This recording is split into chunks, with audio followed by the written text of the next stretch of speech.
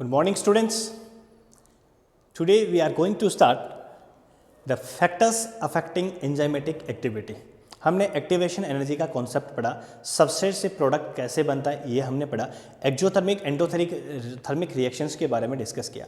आज हम बात करेंगे, बहुत ही इंटरेस्टिंग और छोटा सा टॉपिक होगा जिसमें हम बात करेंगे कि एक एंजाइम है उसकी एक्टिविटी को अफेक्ट करने वाले फैक्टर कौन कौन से होते हैं। यानी एक एंजाइम है वो एक प्रॉपरली एक्ट कर पाए तो उसको डिस्टर्ब कौन कौन से फैक्टर कर सकते हैं। ठीक है, जनरली हम 4 फैक्टर्स की बात करेंगे। एक आपका फैक्टर होगा पीएच, सेकंड होगा टेम्परेचर, थर्ड होगा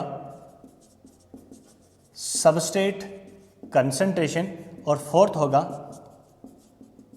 इनहिबिटर, या हम कह सकते हैं कि एक स्पेसिफिक केमिकल सब्सटेंसेस।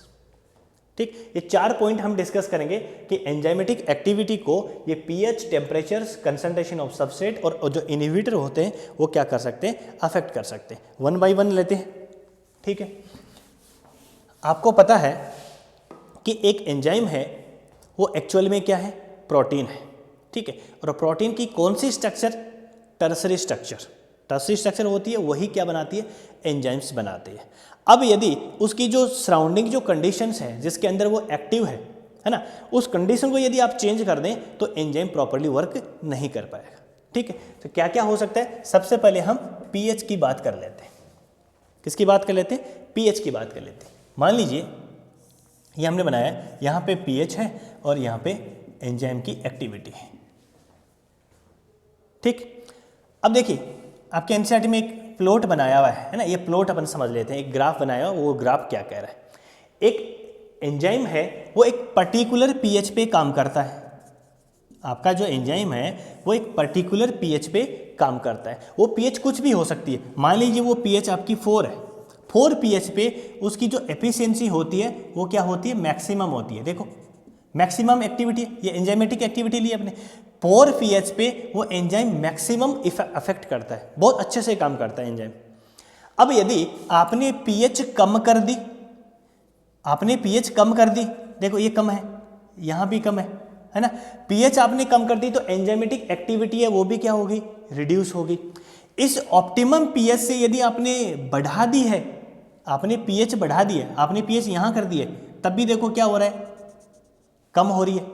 कहने का मीनिंग ये हुआ कि एक एंजाइम होता है उसकी एक ऑप्टिमम पीएच होती है, एक रेंज होती है, उसी पीएच के अंदर वो प्रॉपर्ली वर्क कर पाता है। यदि आपने उस पीएच को कम कर दिया है या उस पीएच को बढ़ा दिया है, कम करो या बढ़ाओ, एंजाइमेटिक जो एक्टिविटी है वो रिड्यूस हो जाती है।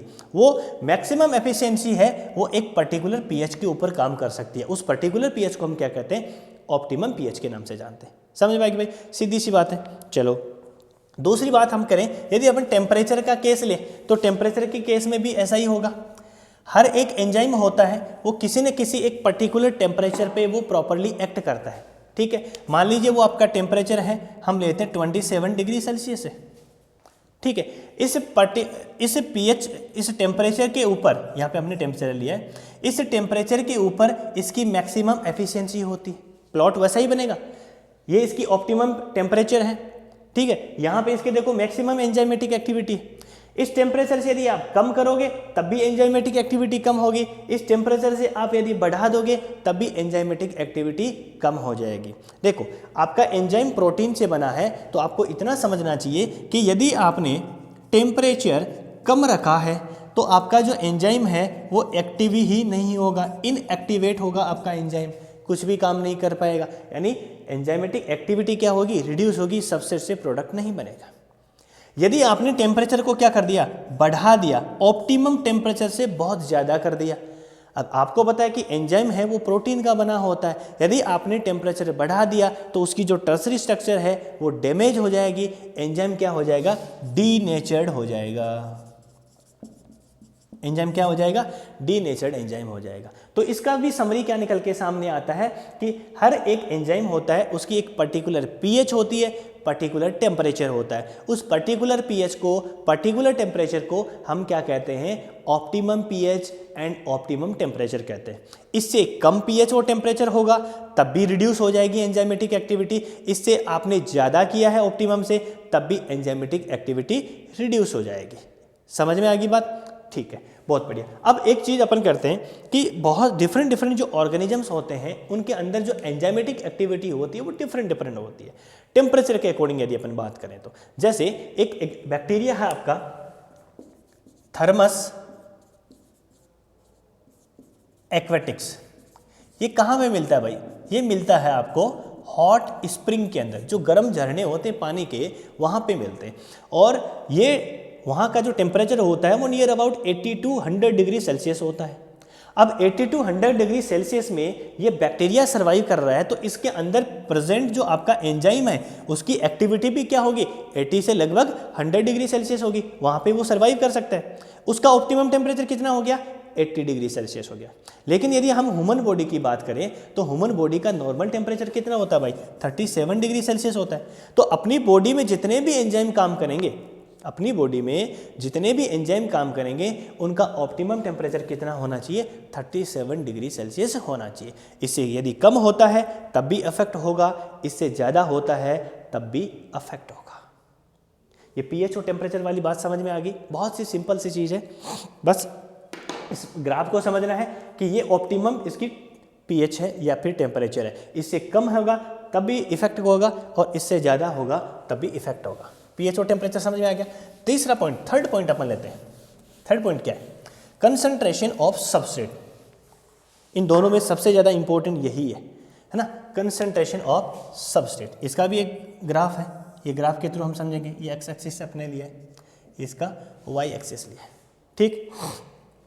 इधर हमने सबस्ट्रेट लिया है, ठीक है, और ऊपर लिया अपने वेलोसिटी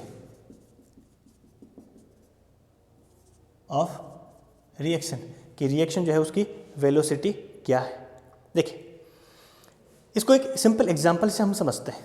मान लीजिए आपने जो रिएक्शन मिक्सचर है उसके अंदर 10 एंजाइम डाले। कितने एंजाइम डाले, 10 एंजाइम डाले। जनरली क्या है कि आपका एक एंजाइम के पास एक एक्टिव साइट होती है। जनरली एक एंजाइम के पास एक एक्टिव साइट होती है। तो 10 एंजाइम है तो कितनी एक्टिव साइट हो जाएगी, 10 एक्टिव साइट हो जाएगी। 10 एक्टिव साइट का मीनिंग क्या है कि ये 10 सबस्ट्रेट के साथ बाइंड हो सकता है, उसको प्रोडक्ट में कन्वर्ट कर सकता है। क्लियर, ठीक है। अब हमने देखो क्या करना है, हमने 10 एंजाइम इसके अंदर डाल दिए। अब हमने क्या किया, 2 सबस्ट्रेट इसके अंदर डाले। 2 सबस्ट्रेट डाले हमने तो क्या होगा, रिएक्शन की रेट बढ़ेगी, इनिशियल रेट क्या होगी, बढ़ेगी। 2 सबस्ट्रेट हमने डाले तो 2 को प्रोडक्ट में बना दिया। हमने क्या किया, 4 सबस्ट्रेट डाले तो क्या होगा, 4 को सबस्ट्रेट को प्रोडक्ट में कन्वर्ट कर देगा। ऐसे करते करते हमने क्या कर दिया, 10 सबस्ट्रेट डाल दिए। तो 10 सबस्ट्रेट डाले, हमारे पास 10 एक्टिव साइट है, 10 एंजाइम है, तो 10 के 10 को भी क्या कर दिया उसने, प्रोडक्ट में कन्वर्ट कर दिया। ये मान लो यहाँ तक आई, 10 को प्रोडक्ट में कन्वर्ट कर दिया, ठीक है। उसके बाद में आपने क्या किए, 2 सबस्ट्रेट और डाल दिए। अब क्या प्रोडक्ट बनेगा, अब क्या प्रोडक्ट बनेगा, नहीं बनेगा। क्यों नहीं बनेगा, क्योंकि हमने 12 सबस्ट्रेट इसमें डाले हैं और 10 एंजाइम थे। तो 10 जो एंजाइम थे वो 10 सबस्ट्रेट के साथ में बाइंड हो गए। अब हमारे पास 2 सबस्ट्रेट एक्स्ट्रा बचे हैं, उसके लिए एंजाइम्स हमारे पास अवेलेबल नहीं है या एंजाइम फ्री नहीं है। इसका कहने का मीनिंग ये हुआ कि आपने 10 एंजाइम डाले, 10 सबस्ट्रेट डाले, तब तक ठीक था, रिएक्शन की रेट बढ़ रही थी। लेकिन आपने एंजाइम तो आपके पास 10 है और सबस्ट्रेट आपने 12 डाल दिए, तो 2 प्लस में है, समझ आ रही है। तो रिएक्शन की रेट नहीं बढ़ेगी। आप कितना भी सबस्ट्रेट उस रिएक्शन मिक्सर में ऐड करते जाएं, आप उसकी जो रेट है वो नहीं बढ़ेगी। रेट नहीं बढ़ेगी तो फिर क्या हो जाएगा, ऐसा कांस्टेंट हो जाएगा। क्या प्लॉट आया हमारे पास, देखो इधर,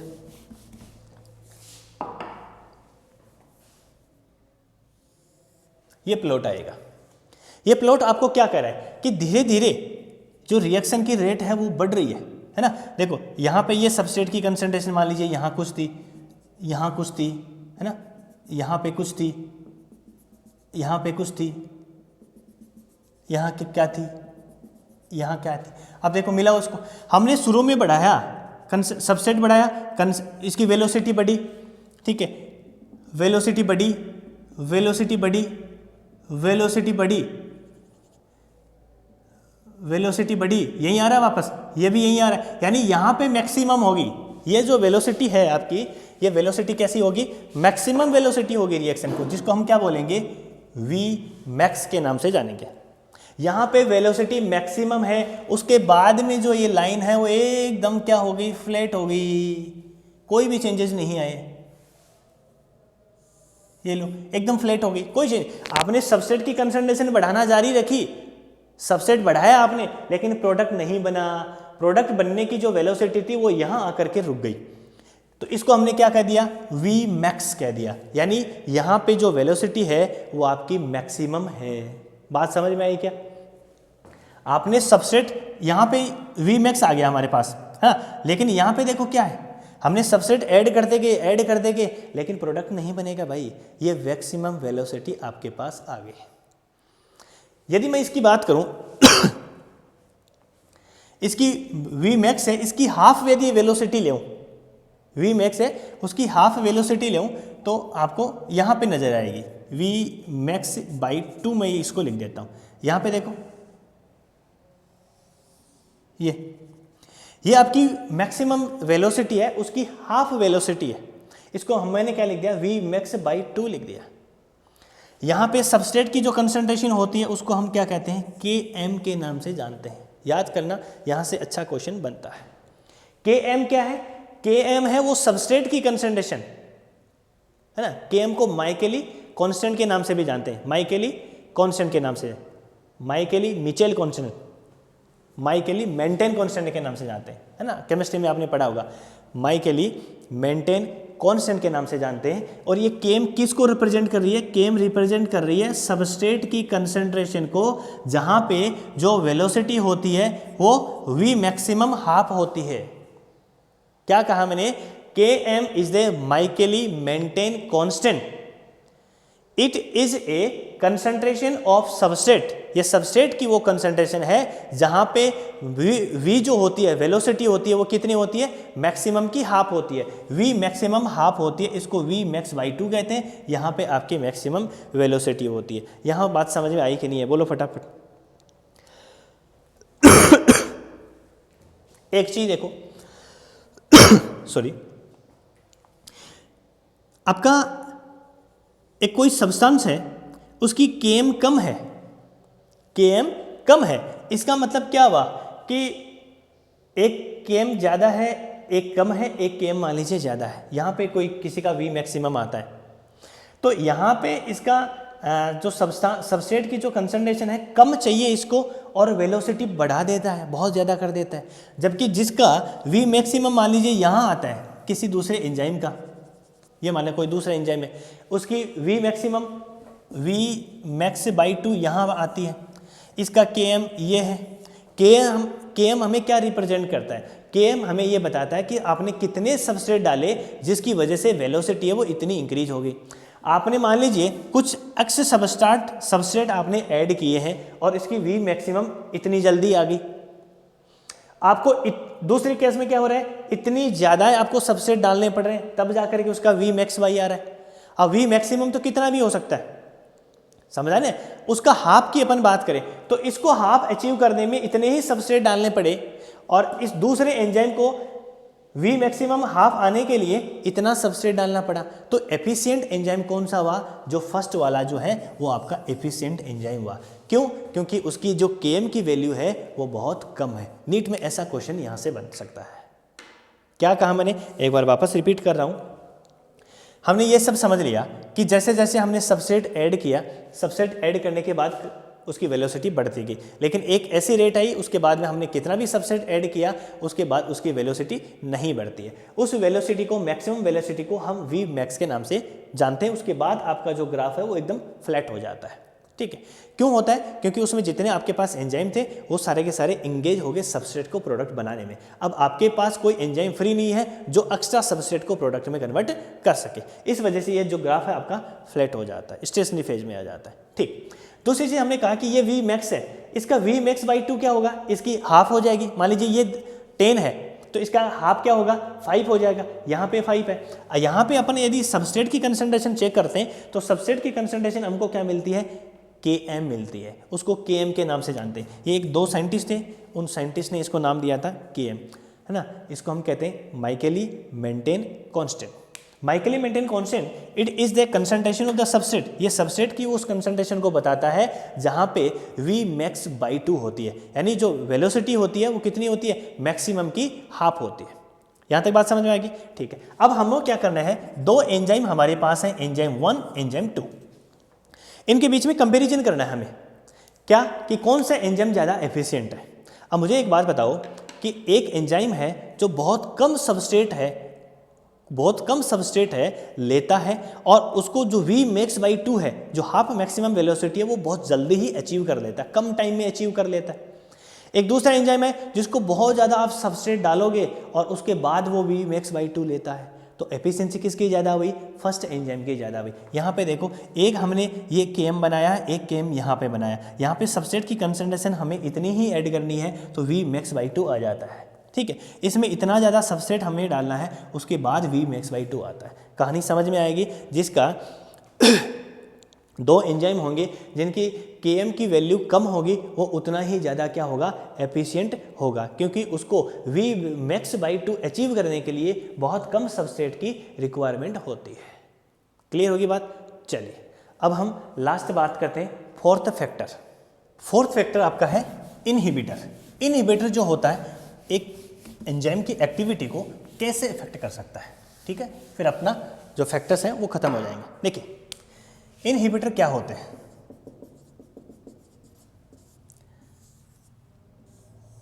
ये आपका कोई एंजाइम है, ये इसकी एक्टिव साइट है। ठीक है, इसकी एक्टिव साइट में फिट होने के लिए यहां पे कोई सबस्ट्रेट आएगा जो इसके अंदर आकर के पूरा फिट हो जाएगा। ठीक है, अब हमें क्या होता है, इनहिबिटर क्या होता है? एक स्पेशल टाइप का केमिकल सब्सटेंस होता है जिसकी जो स्ट्रक्चर होती है वो सेम कैसी होती है? वैसी ही होती है जैसा सबस्ट्रेट होता है। ठीक है, तो एक एंजाइम मिक्सचर है, उसके अंदर हमने एंजाइम्स डाल रखे हैं, सबस्ट्रेट डाल रखे हैं। यदि यहाँ पे ये स्पेशल टाइप का केमिकल सब्सटेंसेस जिसकी स्ट्रक्चर कैसी है? सबस्ट्रेट के जैसी है, वो भी वहाँ पे अवेलेबल है, तो क्या होगा?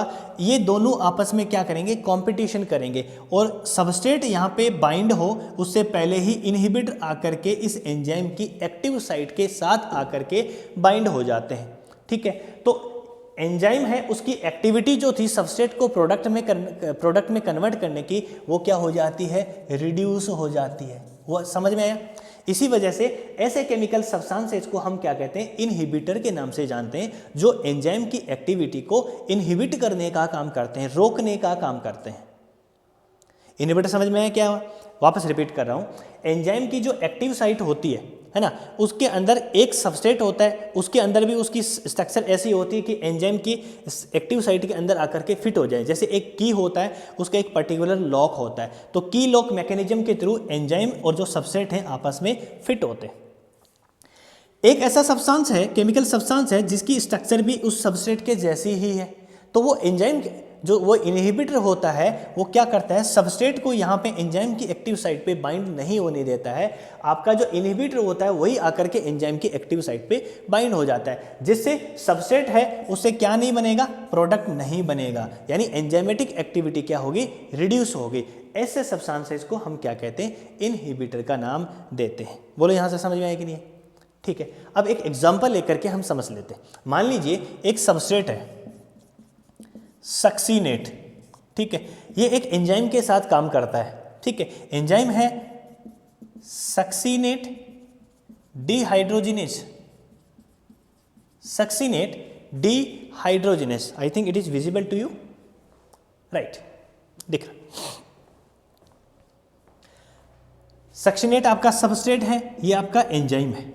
है ना, दोनों आपस में रिएक्शन करते हैं, प्रोडक्ट बना देते हैं। लेकिन यहाँ पे क्या होता है, एक केमिकल सब्सटेंस है मेलोनेट, है ना, मेलोनेट की स्ट्रक्चर जो है वो एज इट इज किसकी तरह है, सक्सीनेट की तरह है। ठीक है, तो ये मेलोनेट क्या करेगा, इस एंजाइम के साथ जाकर के बाइंड हो जाएगा। नॉर्मली यदि यहाँ पे मेलोनेट नहीं होता है तो ये एंजाइम और सबस्ट्रेट मिलते हैं और एंजाइम सबस्ट्रेट कॉम्प्लेक्स बन जाता है और उसके बाद इस सबस्ट्रेट को पुराने बॉन्ड को तोड़ता है, नए बॉन्ड बनाता है, जैसे हमने एक्टिवेशन एनर्जी वाला जो कॉन्सेप्ट लेकर के पढ़ा था। और लास्ट में एंजाइम प्रोडक्ट कॉम्प्लेक्स बनता है, फिर एंजाइम अलग हो जाता है, प्रोडक्ट अलग हो जाता है, यही होता है। लेकिन यदि यहाँ पे मेलोनेट प्रेजेंट है, मेलोनेट की स्ट्रक्चर सक्सीनेट जैसी की जैसी है, तो ये एंजाइम के साथ जाकर के एंजाइम मेलोनेट कॉम्प्लेक्स बना लेता है, एंजाइम मेलोनेट कॉम्प्लेक्स बना लेता है ना। सबस्ट्रेट इसके साथ नहीं आया तो प्रोडक्ट नहीं बनेगा, तो एंजाइम की एक्टिविटी है वो क्या हो गई, रिड्यूस हो गई। इस फिनोमेना को हम बायोलॉजी के अंदर कहाँ यूटिलाइज करते हैं, जो बैक्टीरियल पैथोजन होते हैं ना, उसकी एक्टिविटी को कंट्रोल करने के लिए हम क्या करते हैं, जो बैक्टीरियल पैथोजन है उसके जो बायोकेमिकल पाथवे होता है, सेल वॉल का जो फॉर्मेशन होता है ना, उसको हम रोक देते हैं। कैसे रोकते हैं, उसका कोई एक दूसरा सब्सटेंस हम डालते हैं जिसकी स्ट्रक्चर उसके जैसे ही होती है, तो वो एंजाइम वहाँ पे प्रॉपर्ली एक्ट नहीं कर पाएगा, है ना, क्योंकि सबसेट है वो बाइंड नहीं होता, प्रोडक्ट बनेगा नहीं उसके, है ना। अपना जो इनहिबिटर होता है वो उसके साथ अटैच हो जाता है, उसकी सेल वॉल का फॉर्मेशन बंद हो जाता है, और सेल वॉल का फॉर्मेशन बंद हो जाता है, आपका बैक्टीरिया मर जाता है। सिंपल सी चीज़ ये है कि इनहिबिटर का मतलब होता है कि एंजाइम है उसके साथ जाकर के बाइंड हो जाना, क्योंकि उसकी स्ट्रक्चर सबस्ट्रेट जैसी होती है और एंजाइम की एक्टिविटी को इनहिबिट कर देती है, इसी वजह से हम इसको इनहिबिटर के नाम से जानते हैं। क्लियर होगी बात इतनी सी। एग्जाम्पल हमने सक्सीनेट वाला लिया है कि सक्सीनेट एक सबस्ट्रेट होता है, उसके ऊपर एक एंजाइम सक्सीनेट डिहाइड्रोजनेज एंजाइम काम करता है, लेकिन मेलोनेट यहाँ पे एक किसका काम करेगा, इनहिबिटर का काम करेगा। I think it is clear to you. ये हमने factors affecting the enzymatic activity पढ़ा है। कौन कौन से फैक्टर्स हमने डिस्कस किए थे, पीएच हमने डिस्कस किया, टेम्परेचर डिस्कस किया, कंसंट्रेशन ऑफ सब्सटेंस डिस्कस किया, और स्पेसिफिक केमिकल यानी इनहिबिटर डिस्कस किया। ठीक है, पीएच और टेम्परेचर में एक ही फिनोमेना आप लोग ध्यान रखना है कि ऑप्टिमम पीएच और टेम्परेचर होते हैं, उसमें मैक्सिमम एफिशिएंसी रहती है, उससे कम में भी गड़बड़ हो जाएगी, ज़्यादा में भी गड़बड़ हो जाएगी। ज़्यादा में तो जो एंजाइम होता है वो डीनेचर्ड हो जाता है। फिर हमने कंसंट्रेशन ऑफ सबसेट की बात की, तो धीरे धीरे हम सबसेट की कंसंट्रेशन बढ़ाते जाते हैं, तब तक वेलोसिटी बढ़ती रहती है। कब तक बढ़ती रहती है, जब तक कि वो वी मैक्सिमम नहीं पहुंच जाती। वी मैक्सिमम पहुंच रही है, इसका सीधा सा मीनिंग है कि आपने जितने एंजाइम डाले थे उतने सबसेट के साथ वो बाइंड हो गए, अब एक्स्ट्रा एंजाइम आपके पास नहीं है, तो उसके बाद जो ग्राफ है आपका क्या हो जाता है, एकदम फ्लैट हो जाता है। हमने वी मैक्स बाई 2 हमने निकाला था, जो भी उसकी वी मैक्सिमम थी उसका आधा होता है वो वी मैक्स बाई 2 होता है। उसके ऊपर जो सबसेट की कंसंट्रेशन होती है उसको हम क्या कहते हैं, Km के नाम से जानते हैं। Km माइकेली मेंटेन कांस्टेंट, ठीक है, it is the concentration of substrate where V max by 2, जहाँ पे V वेलोसिटी होती है वो V max by 2 होती है। बस जिस एंजाइम की V max by 2 यानी उसकी जो Km होती है वो जितनी कम होगी उतना ही वो ज़्यादा एफिशिएंट होगा। बस फिर लास्ट हमने इनहिबिटर के बारे में पढ़ा, सबसेट के जैसे ही इसकी स्ट्रक्चर होती है तो एंजाइम के साथ बाइंड हो जाता है, सबसेट को बाइंड नहीं करने देता है और एंजाइम की एक्टिविटी को रिड्यूस कर देता है। बस सिंपल सी बात है कि एंजाइम को यदि आपको प्रॉपरली वर्क करवाना है तो उसके लिए एक ऑप्टिमम एनवायरनमेंट तैयार होना चाहिए, और उसी ऑप्टिमम एनवायरनमेंट है उसमें आपके वो फैक्टर्स आते हैं। Clear, thank you, good bye.